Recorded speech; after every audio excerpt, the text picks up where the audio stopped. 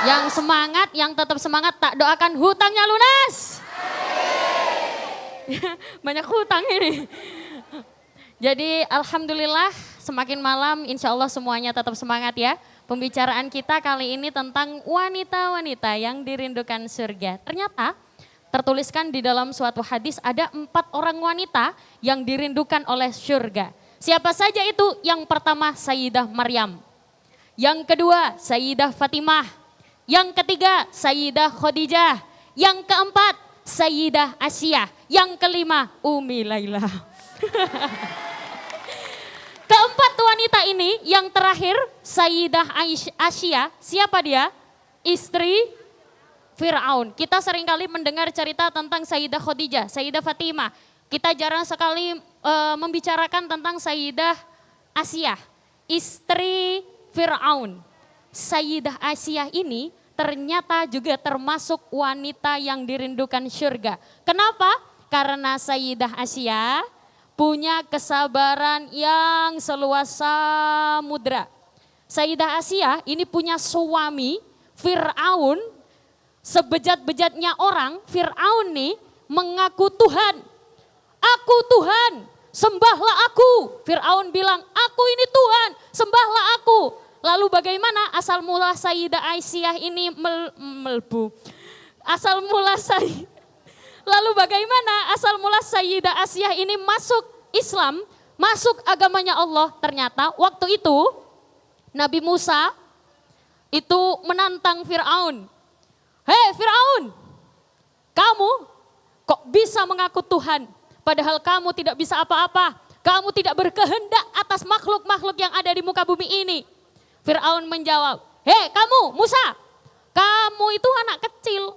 Awakmu ini bocah cilik nantang-nantang.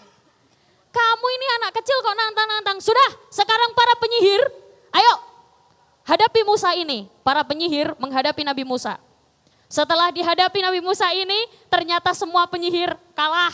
Penyihir 1 kalah, penyihir 2 kalah, ayo kalah. Penyihir 1, penyihir 2, penyihir 3, penyihir 4. Semuanya kalah sama Nabi Musa. Sampai akhirnya Sayyidah Sayyidah Asyah bilang apa? Wow, keren. Sayyidah Asyah bilang, ya Allah, ketika aku melihat Nabi Musa selalu mengatakan, sesungguhnya aku bisa melawan semua penyihirmu karena kekuatan dari Tuhanku. Karena kekuatan dari Allahku. Makanya Sayyidah Asyah itu selalu bilangnya bagaimana? Bilangnya seperti ini, ya Allah, aku menyembah Tuhannya Musa. Padahal Sayyidah Asyah ini nggak kenal siapa Allah, itu nggak kenal. Ia kenalnya lewat Nabi Musa. Makanya Sayyidah Asyah selalu bilangnya Tuhannya Musa, Tuhannya Musa. Sayyidah Asyah bilang seperti itu. Tapi tauhidnya kuat, keyakinannya kuat. Sayyidah Asyah ketika dia memutuskan untuk masuk Islam, Fir'aun murka.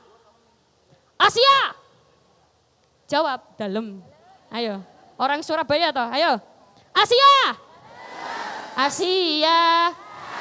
Asyah. Asyah, kamu berani-beraninya masuk agamanya Musa. Kamu akan aku siksa. Keluar dari agamanya Musa. Tidak, aku tidak akan keluar dari agamanya Musa. Setelah itu Sayyidah Asyah ternyata ditarik ke panasan itu, ditarik ke bawah terik matahari. Ditali tangannya, dicancang tangannya, ditali tangannya, di tiang-tiang, kanan kiri ditali lalu dipaksa untuk berjemur di bawah terik matahari. Panas luar biasa, Masya Allah. Bukan hanya itu, tapi Siti Asyah ketika di ketika Siti Asyah ini dijemur di panasan, Siti Asyah ini mau dilempari batu yang besarnya luar biasa. Cepat, lemparkan batu yang paling besar kepada Asyah. Sebelum batu dilempar, Asyah menghadap ke langit-langit lalu bilang, wahai Tuhannya Musa, aku mempercayaimu, engkau adalah satu-satunya Tuhan yang Maha Esa. Engkau adalah Tuhannya Musa, aku mempercayaimu, aku menghamba kepadamu, tolong berikan aku rumah di surga. Ternyata ketika sebelum batu itu sampai kepada tubuhnya Siti Asia melihat di langit-langit ternyata ada gambaran rumahnya di surga. Masya Allah, sudah terlihat rumahnya dibangun megah. Jadi Bu, kalau pengen rumahnya, kalau pengen dapat rumah megah di surga, itu ternyata ada salah satu caranya bagaimana? Caranya mengaji seperti ini. Jadi ibu-ibu kalau berangkat ke sini, ngaji itu dibangunkan rumah besar, rumah gedong di surga. Amin. Telat. Loh Neng, kalau misalkan kita ikut ngaji tapi merem gimana? Ngantuk gimana? Bu, kalau orang ikut pengajian terus dia merem dan ketiduran, itu berarti ilmunya masuk ke dalam hati. Enggak apa-apa, pahalanya sama. Lalu Siti Asia diperlihatkan, oh rumahnya di surga. Setelah itu pada saat itu juga batu dilempar dan Siti Asia meninggal dunia. Ketika Siti Asia meninggal dunia, ternyata Siti Asia mati. Ketika Siti Asia mati, ternyata Siti Asia sedo.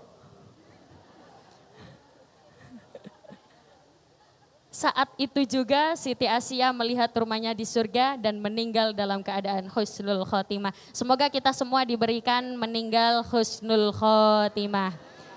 Mungkin itu dari saya. Walafu minkum, wassalamualaikum warahmatullahi wabarakatuh.